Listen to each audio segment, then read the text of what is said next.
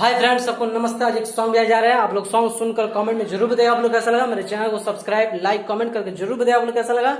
और जो फ्रेंड मेरे चैनल पर नए हैं, जो सब्सक्राइब नहीं किया, मेरे चैनल को सब्सक्राइब कर लें और ज्यादा से ज्यादा शेयर कीजिएगा। चलिए स्टार्ट करते हैं।